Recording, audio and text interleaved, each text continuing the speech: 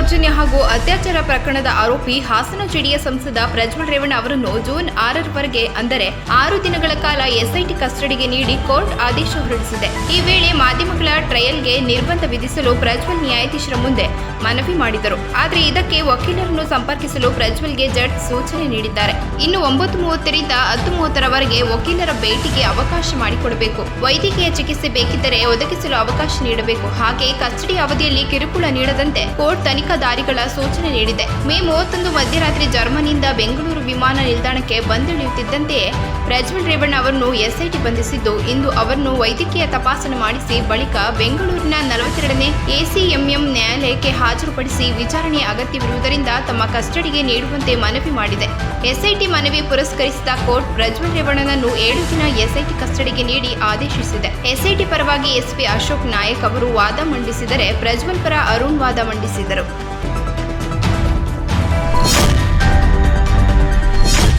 Pen drive ಪ್ರಕರಣಕ್ಕೆ ಸಂಬಂಧಿಸಿದಂತೆ ಪ್ರಜ್ವಲ್ ವಿರುದ್ಧ ಅಂದರೆ ಎಸ್ಐಟಿ ಪರವಾಗಿ ಎಸ್ಪಿ ಅಶೋಕ್ ನಾಯಕ್ ವಾದ ಮಂಡನೆ ಮಾಡಿದ್ದು, ಸಂಸದ ಪ್ರಜ್ವಲ್ ರೇವಣ್ಣ ವಿರುದ್ಧ ಅತ್ಯಾಚಾರದ ಆರೋಪವಿದೆ.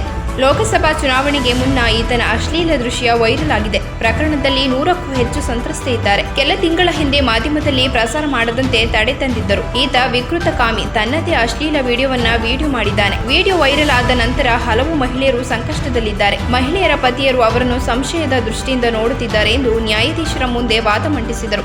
ಈ ವೇಳೆ ಜಡ್ಜ್ ಮಧ್ಯ ಪ್ರವೇಶ ಮಾಡಿ ದೇಶ ತೊರೆಯುವಾಗ ಎಫ್ಐಆರ್ ಆಗಿತ್ತು ಎಂದು ಪ್ರಶ್ನಿಸಿದರು.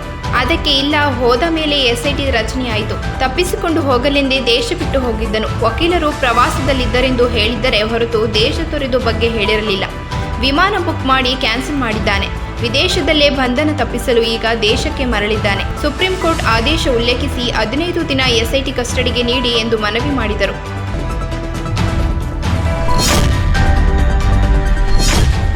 ಪೆನ್ಡ್ರೈವ್ ಪ್ರಕರಣಕ್ಕೆ ಸಂಬಂಧಿಸಿದಂತೆ ಪ್ರಜ್ವಲ್ ವಿರುದ್ಧ ಎಬಿಪಿ ಅಶೋಕ್ ವಾದ ಮಂಡಿಸಿದ ಬಳಿಕ ಅರುಣ್ ವಾದ ಮಂಡಿಸಿದ್ದಾರೆ. ವಿದೇಶಕ್ಕೆ ಹೋಗುವ ಮುನ್ನ ಸಂತ್ರಸ್ತೆ ಅತ್ಯಾಚಾರ ಮಾಡಿದ್ದರೆಂದು ಮೊದಲು ದೂರು ನೀಡಿಲ್ಲ. ಪ್ರಕರಣದ ಸಂತ್ರಸ್ತೆ ಯಾವುದೇ ದೃಶ್ಯ ರೆಕಾರ್ಡ್ ಆಗಿಲ್ಲ. 4 ವರ್ಷದ ಹಳೆಯ ಪ್ರಕರಣವೆಂದು ದೂರಿನಲ್ಲಿದೆ. ಏಪ್ರಿಲ್ 28ರಿಂದ ಮೇ 2ರವರೆಗೆ ಯಾವುದೇ ಅತ್ಯಾಚಾರದ ಉಲ್ಲೇಖವಿಲ್ಲ. ಸಿಆರ್ಪಿ 161 ಹೇಳಿಕೆ ನಂತರ ಅತ್ಯಾಚಾರ ಆರೋಪ ದಾಖಲಾಗಿದೆ. ಕೆಲಸವು ನಿಶ್ಚಿತ ಪದಗಳನ್ನು ಬಳಸಿ ತಮಗೆ ಬೇಕಾದಂತೆ ವಾದ ಮಂಡಿಸುತ್ತಿದ್ದಾರೆ.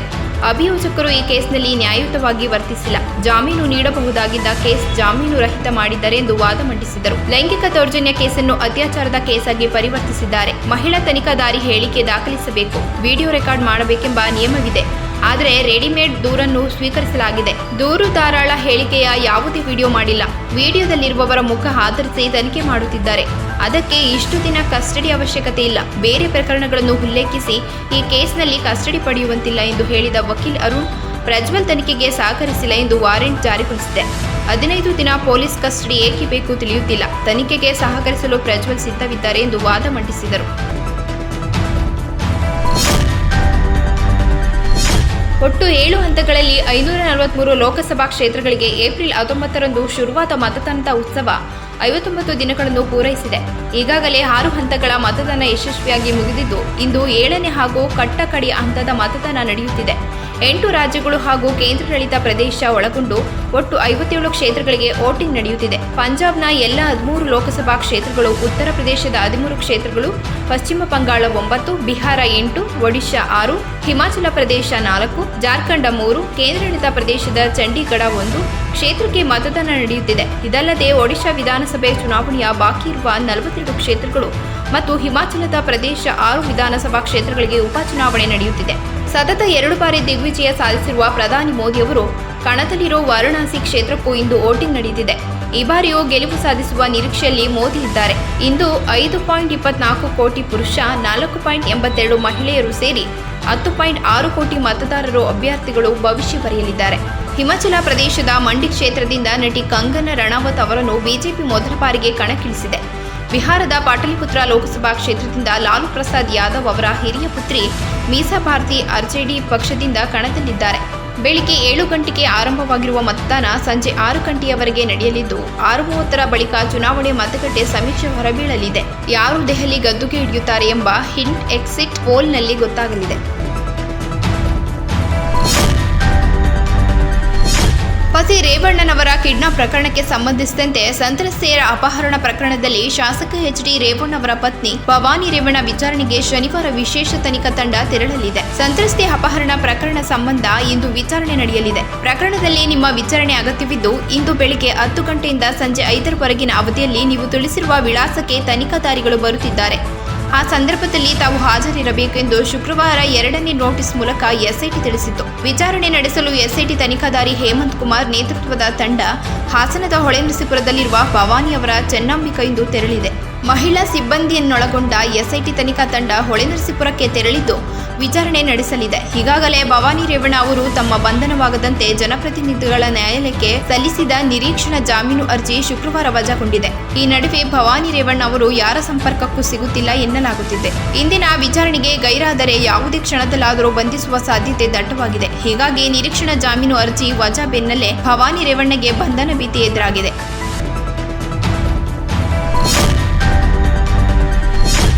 ಕೇರಳದ ದೇವಸ್ಥಾನದಲ್ಲಿ ಪ್ರಾಣಿ ಬಲಿ ಒಳಗೊಂಡ ಶತ್ರುಪೈರವಿ ಯಾಗ ನಡೆಸಲಾಗುತ್ತಿದೆ ಎಂದು ಹೇಳಿಕೆ ನೀಡಿದ ಡಿಸಿಎಂ ಡಿಕೆ ಶಿವಕುಮಾರ್ ಇದೀಗ ಅಂತಹ ಯಾವುದೇ ಯಾಗ ನಡೆದಿಲ್ಲ ಎಂದು ದೇವಾಲಯದ ಆಡಳಿತ ಮಂಡಳಿ ಅಧಿಕೃತ ಹೇಳಿಕೆ ನೀಡಿದ ಹಿನ್ನೆಲೆಯಲ್ಲಿ ಈ ಬಗ್ಗೆ ಮತ್ತೊಂದು ಸ್ಪಷ್ಟನೆ ನೀಡಿ ವಿವಾದ ತಿಳಿಗೊಳಿಸುವ ಪ್ರಯತ್ನ ಮಾಡಿದ್ದಾರೆ. ಶತ್ರುಪೈರವಿ ಯಾಗ ನಡೆದಿದೆ ಎನ್ನುವ ಡಿಕೆ ಶಿವಕುಮಾರ್ ಹೇಳಿಕೆಯನ್ನ ಕೇರಳ ಸರ್ಕಾರದ ಸಚಿವರು ಅಲ್ಲಗಳೆದಿದ್ದಾರೆ.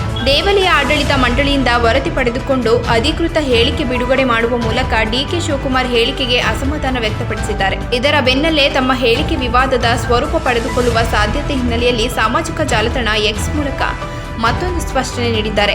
ನಾನು ದೇವಿ ರಾಜರಾಜೇಶ್ವರಿಯ ಭಕ್ತನಾಗಿದ್ದು ಈ ದೇವಸ್ಥಾನದಲ್ಲಿ ಶತ್ರು ಸಂಹಾರ ಪೂಜೆ ಮಾಡುತ್ತಿಲ್ಲ ಎನ್ನುವ ಅರಿವಿದೆ. ನನ್ನ ಹೇಳಿಕೆಯನ್ನ ಕೆಲವರು ತಪ್ಪಾಗಿ ಗ್ರಹಿಸಿದ್ದು ದೇವಸ್ಥಾನದಿಂದ 15 ಕಿಲೋಮೀಟರ್ ದೂರದಲ್ಲಿರುವ ಖಾಸಗಿ ಸ್ಥಳದಲ್ಲಿ ಯಾಗ ನಡೆದಿದೆ ಎಂದು ಸ್ಪಷ್ಟಪಡಿಸುತ್ತೇನೆ. ಯಾಗ ನಡೆದಿರುವ ಸ್ಥಳದ ಬಗ್ಗೆ ಮಾಹಿತಿ ನೀಡಲಷ್ಟೇ ನಾನು ದೇಗುಲದ ಹೆಸರನ್ನು ಉಲ್ಲೇಖಿಸಿದೆ. ಕೆಲವು ದಿನಗಳ ಹಿಂದೆ ತಾಯಿ ರಾಜರಾಜೇಶ್ವರಿ ದೇವಸ್ಥಾನಕ್ಕೆ ಭೇಟಿ ನೀಡಿ ದೇವಿಯ ಆಶೀರ್ವಾದ ಪಡೆದಿದ್ದೆ. ವಿಷಯಗಳನ್ನು ಸಂದರ್ಭದಿಂದ ಹೊರಗಿಟ್ಟು ಅವುಗಳನ್ನು ತಪ್ಪಾಗಿ ಅರ್ಥೈಸಿಕೊಳ್ಳಬೇಡಿ ಎಂಬುದು ನನ್ನ ವಿನಂತಿ ಎಂದು ಡಿಕೆ ಶಿವಕುಮಾರ್ ಸೋಷಿಯಲ್ ಮೀಡಿಯಾದಲ್ಲಿ ಪೋಸ್ಟ್ ಮಾಡಿದ್ದಾರೆ.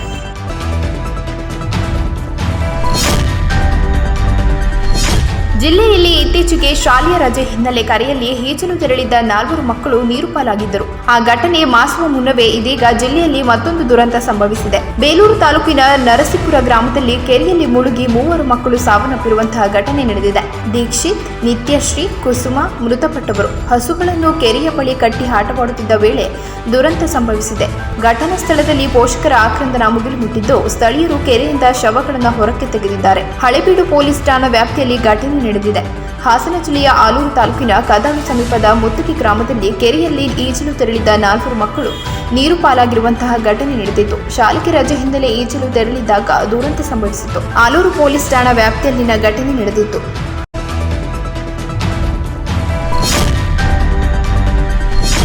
ವಿಧಾನ ಪರಿಷತ್ಗೆ ಕಾಂಗ್ರೆಸ್ ಅಭ್ಯರ್ಥಿಗಳ ಆಯ್ಕೆ ಕಸರತ್ತು ನಡೆಯುತ್ತಿದೆ. ಸಿಎಂ, ಡಿಸಿಎಂ ಹಾಗೂ ಹೈಕಮಾಂಡ್ ನಾಯಕರ ನಡುವೆ ಒಮ್ಮತ ಮೂಡಿಲ್ಲ. ಭಿನ್ನಾಭಿಪ್ರಾಯಗಳ ನಡುವೆಯೂ 3 ಹೆಸರು ಅಂತಿಮವಾಗಿದೆ. ಉಳಿದ 4 ಹೆಸರು ಅಂತಿಮಪಡಿಸಲು ಸಿಎಂ, ಡಿಸಿಎಂ ನಡುವೆಯೂ ಪೈಪೋಟಿ ನಡೆಯುತ್ತಿದೆ ಎಂಬ ಮಾಹಿತಿ ಲಭ್ಯವಾಗಿದೆ. ಸಿಎಂ, ಡಿಸಿಎಂ ಒಪ್ಪಿದ ಹೆಸರಿಗೆ ವೇಣುಗೋಪಾಲ್ ಹಾಗೂ ಸುರ್ಜೇವಾಲಾ ಅವರಿಂದಲೂ ವಿರೋಧ ವ್ಯಕ್ತವಾಗಿದೆ. ವೇಣುಗೋಪಾಲ್, ಸುರ್ಜೇವಾಲಾ ಮಾಡಿದ ಕಾರ್ಯಕರ್ತರ ಪಟ್ಟಿಗೆ ಮಲ್ಲಿಕಾರ್ಜುನ ಖರ್ಗೆ ಬ್ರೇಕ್ ಹಾಕಿದ್ದಾರೆ. 7 ಸ್ಥಾನದ ಪರಿಷತ್ ಟಿಕೆಟ್ ಆಯ್ಕೆ ಎಐಸಿಸಿ ಮಟ್ಟದಲ್ಲಿಯೇ ಸಾಕಷ್ಟು ಗೊಂದಲಕ್ಕೆ ಕಾರಣವಾಗಿದೆ. ಇಷ್ಟೆಲ್ಲ ಗೊಂದಲದ ನಡುವೆ 7 ಸ್ಥಾನದ ಪೈಕಿ 3 ಹೆಸರು ಅಂತಿಮಪಡಿಸಲಾಗಿದೆ ಎನ್ನಲಾಗುತ್ತಿದೆ. ಇಸ್ಮಾಯಿಲ್ ತಮಟಗಾರ್, ಕೆಪಿಸಿಸಿ ಕಾರ್ಯಾಧ್ಯಕ್ಷ ವಸಂತಕುಮಾರ್ ಹಾಗೂ ಯತೀಂದ್ರ ಸಿದ್ದರಾಮಯ್ಯ ಹೆಸರು ಬಹುತೇಕ ಅಂತಿಮ ಎನ್ನಲಾಗಿದೆ. ಒಕ್ಕಲಿಗ ಕೋಟಾದಲ್ಲಿ 2 ಸ್ಥಾನ ಕೊಡಲು ಹೈಕಮಾಂಡ್ ಒಲವು ತೋರಿದ್ದರು. ಡಿಸಿಎಂ ಡಿಕೆ ವಿನಯ್ ಕಾರ್ತಿಕ್ ಪರ, ಸಿಎಂ ಸಿದ್ದರಾಮಯ್ಯ ಅವರು ಗೋವಿಂದ ರಾಜ ಪರ ಒಲವು ತೋರಿದ್ದಾರೆ ಎನ್ನಲಾಗಿದೆ. ಲೋಕಸಭೆಯಲ್ಲಿ 6 ಮಹಿಳೆಯರಿಗೆ ಅವಕಾಶ ಕೊಟ್ಟಿರುವುದರಿಂದ ಪರಿಷತ್ನಲ್ಲಿ ಮಹಿಳೆಯರಿಗೆ ಅವಕಾಶ ಬೇಡ ಎಂಬುದು ಎಐಸಿಸಿ ನಾಯಕರ ನಿಲುವು ಎನ್ನಲಾಗಿದೆ. ಎಐಸಿಸಿ ನಾಯಕರ ಈ ನಿಲುವು ಖಂಡಿಸಿ ಕೆಲವು ಮಹಿಳಾ ನಾಯಕಿಯರು ಪ್ರಿಯಾಂಕಾ ಗಾಂಧಿ ಹಾಗೂ ಸೋನಿಯಾ ಗಾಂಧಿ ಭೇಟಿಗೆ ದೆಹಲಿಯಲ್ಲಿ ಬೀಡು ಬಿಟ್ಟಿದ್ದಾರೆ.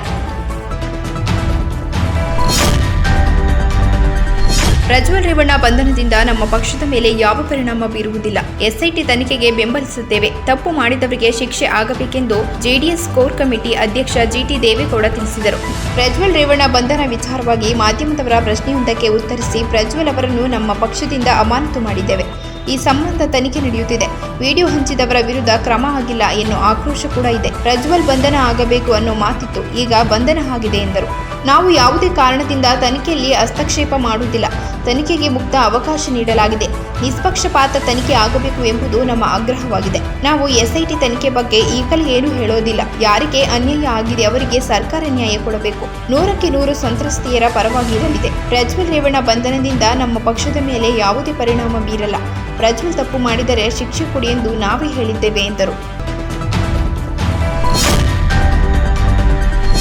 ನಟಿ ಮಲೈಕಾ ಅರೋರಾ ಮತ್ತು ಅರ್ಜುನ್ ಕಪೂರ್ ವಿಚಾರದಲ್ಲಿ ಹರಿದಾಡುತ್ತಿರುವ ಮಾಹಿತಿಯ ಪ್ರಕಾರ ಇಬ್ಬರ ನಡುವೆ ಬ್ರೇಕಪ್ ಆಗಿದೆಯಂತೆ. ಪರಸ್ಪರ ಇಬ್ಬರು ಒಪ್ಪಿಗೆ ಪಡೆದುಕೊಂಡೇ ದೂರವಾಗಿದ್ದಾರೆ ಎಂದು ಹೇಳಲಾಗ್ತಿದೆ. ಅಲ್ಲಿಗೆ 6 ವರ್ಷದ ಡೇಟಿಂಗ್ ಸಮಾಚಾರಕ್ಕೆ ಕೊನೆಗೆ ಮೊಳೆ ಹೊಡೆದಿದ್ದಾರೆ. ಬಿಟನ್ ಅಂಗಳದ ಅಚ್ಚುಮೆಚ್ಚಿನ ಜೋಡಿಗಳಲ್ಲಿ ಮಲೈಕಾ ಅರೋರಾ ಮತ್ತು ಅರ್ಜುನ್ ಕಪೂರ್ ಕೂಡ ಒಬ್ಬರಾಗಿದ್ದರು. ಸಾಕಷ್ಟು ವರ್ಷಗಳಿಂದ ಲಿವ್ ಇನ್ ರಿಲೇಶನ್ಶಿಪ್ನಲ್ಲಿರೋ ಈ ಜೋಡಿ ಭವಿಷ್ಯದಲ್ಲಿ ಒಟ್ಟಿಗೆ ಇರುವ ಆಲೋಚನೆ ಕುರಿತು ನಟಿ ಮಲೈಕಾ ಸಾಕಷ್ಟು ಬಾರಿ ಹೇಳಿಕೊಂಡಿದ್ದರು. ನಟಿ ಮಲೈಕಾ ಅರ್ಜುನ್ ಕಪೂರ್ಗಿಂತ ವಯಸ್ಸಿನಲ್ಲಿ ದೊಡ್ಡವರು. ಇವರ ಲವ್ವಿ ಟವ್ವಿ ನೋಡಿರೋ ನೆಟಿಗರು ಅದೆಷ್ಟೋ ಬಾರಿ ಇವರದ್ದು ಟೈಮ್ ಪಾಸ್ ಲವ್ ಎಂದು ಹೇಳಿದ್ದು ಇದೆ. ಕೆಲ ದಿನಗಳ ಹಿಂದೆ ಇವರಿಬ್ಬರ ಬ್ರೇಕಪ್ ವಿಚಾರ ಕೂಡ ಸಿಕ್ಕಾಪಟ್ಟೆ ಸದ್ದು ಮಾಡಿತ್ತು. ಆದರೆ ಮಲೈಕಾರ ಈ ಮಾತು ಬ್ರೇಕಪ್ ಕತೆಗೂ ಅಂತ್ಯ ಹಾಡಿತ್ತು. ನಾವು ಬಹಳಷ್ಟು ವಿಷಯಗಳನ್ನು ಒಟ್ಟಿಗೆ ಚರ್ಚಿಸುತ್ತೇವೆ. ನಾವು ಒಂದೇ ರೀತಿಯ ಆಲೋಚನೆಯನ್ನು ಹೊಂದಿದ್ದೇವೆ ಮತ್ತು ಒಬ್ಬರನ್ನೊಬ್ಬರು ತುಂಬಾ ಇಷ್ಟಪಡುತ್ತೇವೆ. ನಾವು ಭವಿಷ್ಯದಲ್ಲಿ ಒಟ್ಟಿಗೆ ಇರಲು ಬಯಸುತ್ತೇವೆ. ಸಂಬಂಧದಲ್ಲಿ ಯಾವಾಗಲೂ ನಾವು ಸೇಫ್ ಮತ್ತು ಪಾಸಿಟಿವ್ ಎಂಬ ಭಾವನೆ ಇರಬೇಕು ಎಂದು ಹೇಳಿಕೊಂಡಿದ್ದರು. ಈಗ ನೋಡಿದರೆ ಎಲ್ಲವೂ ಉಲ್ಟಾಗಿದೆ.